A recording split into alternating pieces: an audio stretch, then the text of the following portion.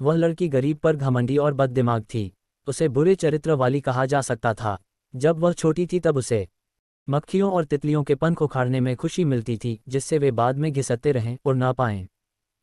अगर वह कीचड़ में से कोई कीड़ा पकड़ लेती थी तो उसके बदन में पिन चुभो देती थी, फिर उस बेचारे कीड़े के पैरों के पास कागज रख देती थी जिससे वह उसे पकड़ ले, फिर उसे कागज समेत गोल घूमते पलटते देखती रहती थी। कीड़ा बेचारा यह सोचता था कि शायद कागज की मदद से अपने को पिन से छुड़ा लेगा, और उसने वही किया। गांव के एक घर में उसे नौकरानी का काम दिलवाया गया। जिस परिवार के लिए वह काम कर रही थी वे रईस और ऊंचे खानदान के थे। मालिक और मालकिन दोनों उसके साथ बहुत अच्छा व्यवहार करते थे, जैसे वह नौकरानी न होकर उनकी बेटी हो। वह सुंदर तो थी ही, सुंदर कपड़े भी पहनती थी। धीरे धीरे वह ज्यादा घमंडी होती गई। उसके 1 साल काम कर लेने के बाद मालकिन ने उससे कहा कि इंगर, तुम्हें अपने माता पिता से मिलने जाना चाहिए। वह गई, पर इसलिए कि वह अपने कपड़े दिखाना चाहती थी। उसके गांव में घुसते ही एक छोटा सा तालाब था। तब इंगर नाम की वह लड़की चीखती, हंसती और कहती, देखो कीचड़ का कीड़ा पड़ रहा है, देखो वह पन्ना उलट रहा है। बड़ी होने पर भी उसमें कोई सुधार नहीं आया, बल्कि और बिगड़ती चली गई। वह सुंदर थी और शायद यह उसकी बदकिस्मती थी, नहीं तो दुनिया उसके साथ और बुरा व्यवहार करती। उसकी अपनी माँ उसके बारे में कहती थी कि उसका सिर रगड़ने के लिए तेज खारा पानी चाहिए। जब तुम छोटी थी तब तुमने मेरे एप्रन पर पैर रखा था। बड़ी होकर मुझे डर है कि तुम मेरे दिल पर पैर रखोगी। जहाँ लड़के लड़कियां गप मारते रहते थे। जब वह वहां पहुंची तो उसने देखा कि एक पत्थर पर उसकी माँ बैठी थी। वह जंगल से लकड़ी बटोर कर लाई थी। गट्ठर पास में ही रखा था और अब वह आराम कर रही थी। इंगर को शर्म आई कि उसके इतने अच्छे कपड़े थे, जबकि उसकी माँ चिथड़ों में थी और उसे आग जलाने के लिए लकड़ी बटोरनी पड़ती थी। लड़की अफसोस न करके गुस्से से मुड़ी और लौट गई। 6 महीने बीत गए। उसकी मालकिन ने फिर कहा, एक दिन के लिए घर जाकर अपने बूढ़े माता पिता से मिलाओ। यह बड़ी डबल रोटी लेती जाओ। मुझे पूरा विश्वास है कि वे तुम्हें देखकर खुश होंगे। इंगर ने अपने सबसे बढ़िया कपड़े और नए जूते पहने। वह अपनी स्कर्ट थोड़ी सी ऊपर उठाए हुए बहुत ध्यान से कदम रख रही थी कि कहीं उसके कपड़े और जूते खराब ही न हो जाएं। इसका किसी को बुरा नहीं मानना चाहिए, पर जब रास्ता दलदली हो गया और एक जगह पानी भरा दिखा तो बजाय जूते गीले करने के उसने पानी पर डबल रोटी फेंक दी। जैसे ही उसने रोटी पर पैर रखा, वह रोटी नीचे कीचड़ में धंसती गई। उसके साथ ही इंगर और वह गायब हो गए। सतह पर जहां पानी इकट्ठा था वहां सिर्फ कुछ बुलबुले दिखाई दे रहे थे। कहानी ज्यादातर ऐसे सुनाई जाती है, पर लड़की का क्या हुआ? वह कहाँ गायब हो गई? वह दलदल की चुड़ैल के पास पहुंच गई। चुड़ैल बौनों की बुआ थी। बौनों को सब जानते हैं। उनके बारे में कविताएं लिखी गई हैं, उनकी तस्वीरें बनाई गई हैं, पर कीचड़ की चुड़ैल के बारे में ज्यादातर लोगों को बहुत नहीं पता। जब कीचड़ के ऊपर कोहरा छा जाता है तब लोग कहते हैं, देखो दलदल की चुड़ैल शराब बना रही है। इसी शराब की भट्टी में इंगर डूब गई। वह रहने के लिए अच्छी जगह नहीं है। चुड़ैल की शराब की भट्टी की तुलना में मैला रखने की हौदी कहीं ज़्यादा हल्की और हवादार होती है, पर हर हौदी से आने वाली बू इतनी बुरी होती है कि आदमी को उसका हल्का सा झोंका भी बेहोश कर सकता है। ये इतने पास पास होते हैं कि इनके बीच में से निकला नहीं जा सकता। अगर आप किसी तरह थोड़ी सी जगह में से निकलने की कोशिश भी करोगे तो वह जगह फिसलते सांपों और मेंढकों से भरी होंगी। इंगर इस जगह पहुंच गई। ठंडे सांप और मेंढक जब उसके शरीर को छूते तो वह कांप उठती। पर बहुत देर ऐसा नहीं रहा। इंगर को लगा उसका शरीर अकड़ता जा रहा है। आखिर वह एक बुत जैसी अकड़ गई। डबल रोटी अभी भी उसके पांव से चिपकी थी, छूट ही नहीं रही थी। दलदल की चुड़ैल उस दिन घर पर ही थी। शैतान की परदादी शराब खाने के मुआयने के लिए आने वाली थी। वह बहुत पुरानी और द्वेषपूर्ण बुढ़िया है जो जरा भी वक्त खराब नहीं करती। वह जब घर से निकलती है तो कुछ सिलाई का काम साथ ले जाती है। उस दिन वह जूट की कटाई कर रही थी और साथ ही कुछ गिरे हुए बेकार शब्दों को क्रोशिया कर रही थी। वह परदादी अच्छा सीना, काटना और क्रोशिया करना जानती है। उसने इंगर को देखा और चश्मा निकालकर दोबारा उसे देखा। इस लड़की में गुण हैं। मैं इसे यहाँ आने की यादगार के तौर पर ले जाऊंगी। यह मेरे परपोते के महल में घुसने वाले कमरे में एक चौकी पर अच्छी रहेगी। चुड़ैल ने शैतान की परदादी को इंगर दे दी और इस तरह वह नरक में पहुंच गई। ज्यादातर आदमी सीधे वहां जाते हैं, पर अगर आप इंगर जैसे होशियार हों तो घूमकर जा सकते हैं। शैतान के घर में घुसने वाला गलियारा कभी न खत्म होने वाला था और उसकी तरफ देखने से चक्कर आने लगते थे। उस बड़े हॉल को सजाने वाली एक इंगर ही नहीं थी। वह जगह ऐसे आकारों से भरी पड़ी थी जो दया के दरवाजे के खुलने इंतजार कर रहे थे और बड़ी देर से खड़े थे। उनके पैरों के इर्द गिर्द बड़े मोटे मकड़ों के बनाए जाले थे जो बेड़ियों जैसे लग रहे थे और इतने मजबूत थे जैसे तांबे की जंजीर हो। वे 1000 साल तक रह सकते थे। हर बुत में आत्मा थी। शरीर सख्त और जमे हुए थे पर आत्मा बेचैन थी। कंजूस का बुत जानता था कि उसकी चाबी भूल से तिजोरी में लगी रह गई है और वह कुछ नहीं कर सकता। सबकी परेशानियों और यातनाओं के बारे में बताने में बहुत वक्त लग जाएगा। इंगर को लग रहा था कि डबल रोटी से जुड़े पैरों के साथ बुत की तरह खड़ा रहना कितना मुश्किल होगा। वह अपने आप से बोली, पैर साफ रखने की कोशिश में यह होता है। देखो सब कैसे मुझे घूर रहे हैं। यह सच था क्योंकि सब नए आए बुत की तरफ देख रहे थे। उनकी दुष्ट इच्छाएं उनकी आंखों से और उनके भयानक बिना आवाज के होंठों से पता चल रही थीं। वह एक डरावना दृश्य था। इंगर ने सोचा, मैं कम से कम देखने में तो अच्छी हूँ। मैं सुंदर हूँ, सुंदर कपड़े पहने हुए हैं। उसने अपनी आंखें घुमाईं। उसकी गर्दन इतनी अकड़ी हुई थी कि घुमाई नहीं जा सकती थी। हे भगवान, वह कितनी गंदी हो गई थी। चुड़ैल की शराब की भट्टी में वह जिस गंदगी और फिसलन में पड़ी थी वह उसे भूल गई थी। उसके कपड़े इतने कीचड़ से सने थे कि लग रहा था उसने कीचड़ ही पहनी है। एक सांप उसके बालों में घुसकर गर्दन से लटक रहा था। बड़े बड़े मेढक उसके कपड़ों में से उसकी तरफ झांककर कुत्तों की तरह भौंक रहे थे। सब कुछ बहुत बुरा था, पर उसे इस बात की तसल्ली थी कि बाकी लोग उससे बेहतर नहीं दिख रहे थे। सबसे बुरी बात यह थी कि उसे बहुत जोर की भूख लगी थी।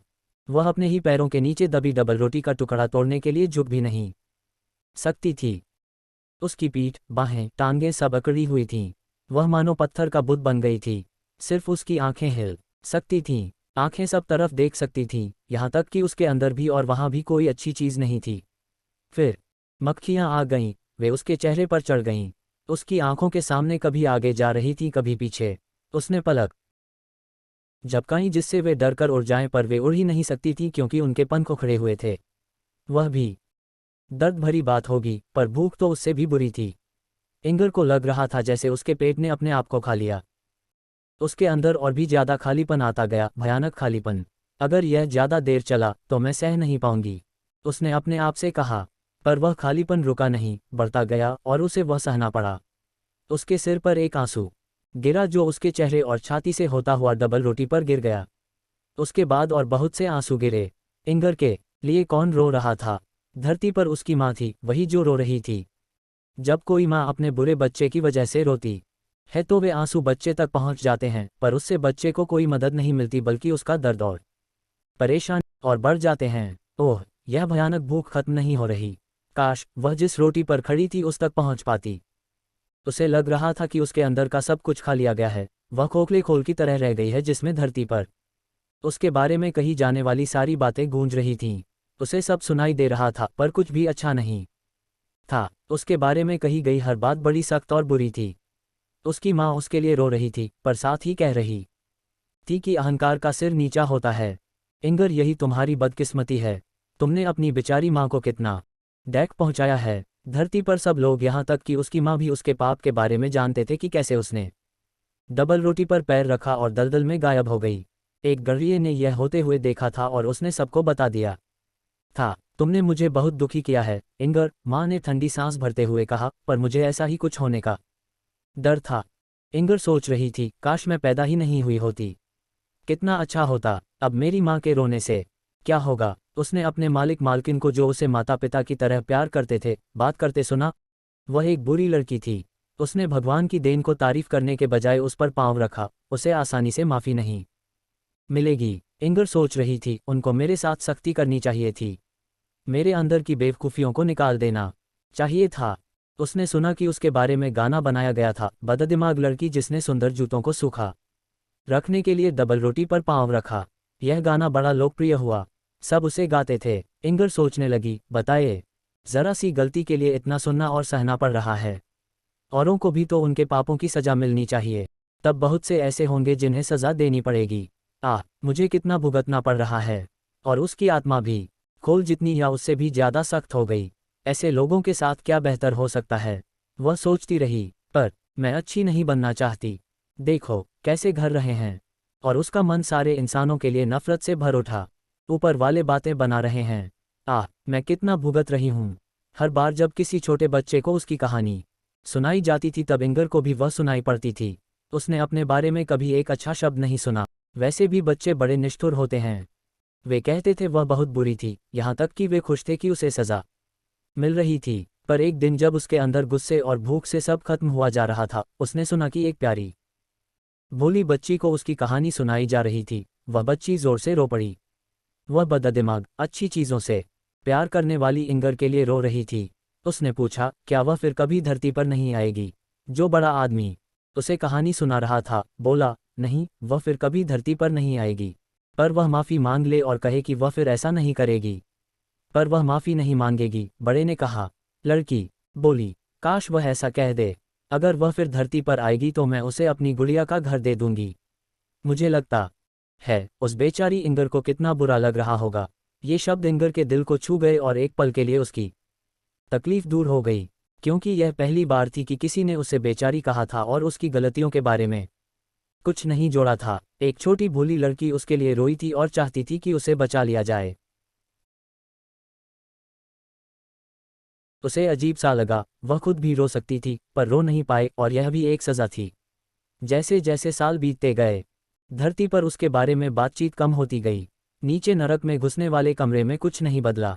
पर एक दिन उसने सुना, कोई ठंडी सांस लेकर कह रहा था, इंगर, इंगर, तुमने मुझे कितना दुख दिया, पर मैं जानती थी तुम यही करोगी। वह उसकी मरती हुई माँ थी। कभी कभी उसके पुराने मालिक मालकिन उसका नाम लेते थे, पर वे उसके बारे में दयापूर्वक बात करते थे, खासकर उसकी मालकिन। पता नहीं मैं तुम्हें फिर देख पाऊँ या नहीं इंगर, किसे पता होता है कि कौन कहाँ जाएगा। पर इंगर को पक्का पता था कि उसकी दयालु मालकिन उसकी तरह नहीं भुगतेगी। समय बीतता गया, लंबे कड़वे साल बीतते गए। आखिर फिर एक बार इंगर ने अपना नाम सुना। उसे लगा कभी न खत्म होने वाले हॉल के अंधेरे में उसके ऊपर दो तेज सितारे चमक रहे हैं। वे वही दो दयालु आंखें थीं जो धरती पर अब बंद होने वाली थीं। कितने साल पहले जो छोटी बच्ची बेचारी इंगर के लिए रोई थी, अब बूढ़ी औरत थी जिसे भगवान ने अपने पास बुलाया था। उस आखिरी वक्त पर जब उसके दिमाग में लंबे जीवन की सारी बातें घूम रही थी, तब उसे यह भी याद आया कि जब वह छोटी बच्ची थी तो इंगर की कहानी सुनकर कितना रोई थी। मरने से पल भर पहले उस औरत को वह पहले हुई बात फिर से ऐसे याद आई कि वह जोर से बोल उठी, ओह भगवान, क्या मैंने इंगर की तरह आपके उपहारों पर पैर नहीं रखा, और कभी यह समझा भी नहीं कि मैंने ऐसा किया है? क्या मैंने अपने अंदर अहंकार महसूस नहीं किया? पर मुझे तुमने कभी बेसहारा नहीं छोड़ा, अब भी मत छोड़ना। जैसे ही बुढ़िया की आंखें बंद हुईं, उसके अंदर की आंखें खुल गईं। जो अब तक उससे छिपा था वह अब दिखने लगा। मरते वक्त उसके ख्यालों में इंगर थी, इसलिए अब उसे इंगर का पूरा डेक दिखाई देने लगा। यह देखकर वह फिर से बचपन की तरह फूट फूट कर रोने लगी। उसके आंसू और प्रार्थना शैतान के घर में घुसने वाले हॉल में खड़े इंगर के बुत के खोल में गूंजने लगे। इंगर की दुखी आत्मा ऊपर से बिना उम्मीद के आने वाले इस प्यार से गदगद हो उठी। भगवान की एक दिव्यदूत उसके लिए रो रही थी। उसकी परेशान आत्मा धरती पर बीते अपने जीवन और सारे कामों को याद करने लगी। वह कांप उठी और आंसू बहाने लगी जो इंगर ने कभी नहीं बहाए थे। लड़की अपनी गलती समझ गई और समझते ही जान गई, अब मैं कभी नहीं बच सकती। उसने अभी इतना सोचा भी नहीं था कि स्वर्ग से सूरज की किरण से भी तेज रोशनी उसके ऊपर पड़ने लगी। सूर्य की किरण से बर्फ का आदमी या बच्चे के गर्म मुंह में पड़ी बर्फ जितनी जल्दी पिघलती है, उससे भी ज्यादा जल्दी इंगर का बुत पिघला और गायब हो गया। जहां वह खड़ा था वहां से एक चिड़िया ऊपर जमीन की तरफ उड़ गई। डर और शर्म से भरी वह चिड़िया एक गिरती हुई दीवार के छेद के अंधेरे में छिप गई। वह चिड़िया हर जीवित चीज से डर रही थी। वह चहचहा नहीं सकती थी क्योंकि उसके पास आवाज नहीं थी। उसने बहुत देर तक अंधेरे में बैठने के बाद बाहर झांका और बाहर की खूबसूरती देखने लगी, क्योंकि दुनिया वाकई बहुत सुंदर है। रात का वक्त था, आकाश पर चंद्रमा तिर रहा था। हवा धीमी और ताजी थी। चिड़िया पेड़ों और झाड़ियों की खुशबू सग रही थी। उसने अपनी परों वाली पोशाक को देखा और जाना कि वह कितनी सुंदर है। प्रकृति की हर चीज कितने बनाई गई है, प्यार से बनाई गई है। चिड़िया अपने विचारों को गीतों में बताना चाहती थी। वह बसंत में कोयल की आवाज़ खुशी खुशी से लेती पर नहीं ले पाए। पर भगवान जो मौन कीड़े का भी अपनी प्रशंसा में गाया गया भजन सुन लेता है, उसने इसको भी सुना और समझा, ठीक वैसे ही जैसे उसने डेविड की कविता को शब्दों और लय में व्यक्त होने से पहले उसके दिल में होते हुए ही समझ लिया था। दिन और हफ्ते बीतते गए, चिड़िया में बिना आवाज़ के गीत बनते रहे। उन्हें चाहे शब्द या संगीत में अभिव्यक्ति नहीं मिली, पर वे कामों में व्यक्त होते रहे। झड़ के बाद सर्दियाँ पतझड़ के बाद सर्दियां आ गईं, क्रिसमस का भोज पास आ रहा था। किसानों ने आंगन में एक ऊंचे बांस पर जई के पौधे का गुच्छा सा बांध दिया ताकि ईसा के जन्मदिन के दिन आकाश में उड़ने वाली चिड़ियां भूखी न रह जाएं। क्रिसमस के दिन सुबह जब सूरज निकला तो वह जई के गुच्छे पर चमका और चहकती हुई चिड़ियां उसके चारों तरफ उड़ने लगीं। उस वक्त वह अकेली चिड़िया जो अब तक डर के मारे किसी के पास जाने की हिम्मत नहीं कर पाए थी और अब तक दीवार के छेद में छिपी हुई थी, एक शब्द बोल पड़ी, पिप। उसके मन में एक विचार। वह अपनी छिपी हुई जगह से निकली और उड़ चली। उसकी कमजोर सी एक पिप एक पूरे खुशी के गाने की तरह थी। जमीन पर तो वह एक चिड़िया थी, पर स्वर्ग में वे जानते थे कि वह कौन सी चिड़िया थी। बहुत तेज सर्दी थी, झीलें बर्फ से ढक गई थीं। जंगल के जानवरों और पक्षियों के लिए मुश्किल वक्त था, खाना मिल नहीं रहा था। बड़ी सड़क पर छोटी चिड़िया उड़ रही थी। सड़क पर जाती सवारियों के निशानों के बीच में उसे जई का एक आध दाना मिल जाता था। जहां यात्री आराम करते थे वहां कभी कभी उसे डबल रोटी के टुकड़े या चूरा मिल जाता था। जहां यात्री आराम करते थे वहां कभी कभी उसे डबल रोटी के टुकड़े या चूरा मिल जाता था। वह खुद बहुत कम खाती थी, पर बाकी भूखी चिड़ियों को बुलाती थी ताकि वे खा लें। शहर में वह उस आंगन को ढूंढती जहां किसी दयालु हाथ ने भूखी चिड़ियों के लिए रोटी या नाज के दाने फेंके हों।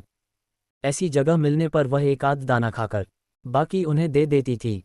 सर्दियों भर में छोटी चिड़िया ने डबल रोटी के इतने टुकड़े इकट्ठा किए और बांटे जिनका वजन इंगर की उस डबल रोटी जितना हो गया था, जिन पर उसने जूतों को गंदा होने से बचाने के लिए पाँव रखा था। जैसे ही आखिरी छोटा टुकड़ा मिला और उसने दिया, वैसे ही छोटी चिड़िया के पंख बड़े होते गए और उसका रंग स्लेटी से सफ़ेद हो गया। बच्चे बोले, देखो, झील के ऊपर समुद्री बत्तख उड़ रही है। वे उस सफ़ेद चिड़िया के पीछे दौड़ने लगे जो पानी की तरफ आती फिर वापस ऊपर आकाश में उड़ जाती थी। सूरज की धूप में उसके सफ़ेद पंख चमक रहे थे। फिर वह चली गई। बच्चे बोले, वह सूरज के अंदर चली गई।